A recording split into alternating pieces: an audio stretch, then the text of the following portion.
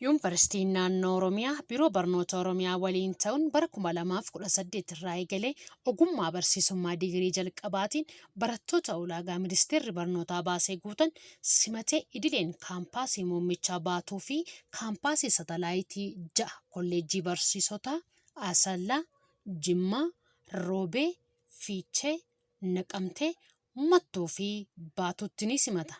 Ulaagaan keenya barattoota qormaata biyyaalessaa kutaa 12ffaa sagantaa idileen bara 2017 fi dhuunfaan bara 2015, 2016 fi 2017 qabxii seensa yuunivarsiitii ministeerri barnootaa baasee guutan bara 2017 rimeediyaalii baratee kan ulaagaa ministeerri barnootaa guute darbe fedhii fi naamusa ogummaa barsiisummaa kan qabu.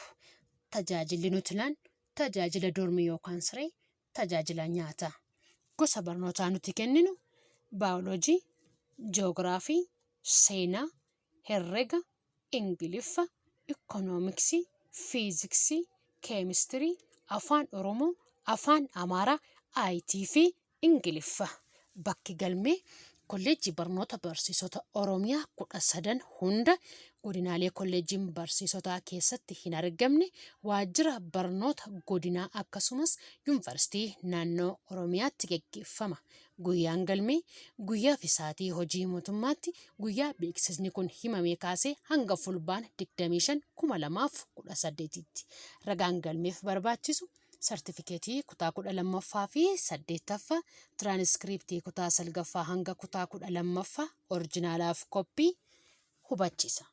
Barattoonni sagantaa kanaan baratanii eebbifaman Biiroo Barnoota Oromiyaatiin kallattiidhaan carraa hojii ni argatu. Manneen barnootaa sadarkaa 2ffaa naannoo Oromiyaa keessatti ni ramadamu. Yuunivarsiitiin naannoo Oromiyaa dorgomtoota ulaagaa armaan olitti ibsaman guutanii galmaa'an akkaataa simannaa humna kaampaasiiwwan qaban irratti hundaa'uun kan ramadu ta'a. Kottaa nu biratti baradhaa. Kottaa nu biratti qarooma. Yuunivarsiitii naannoo Oromiyaa.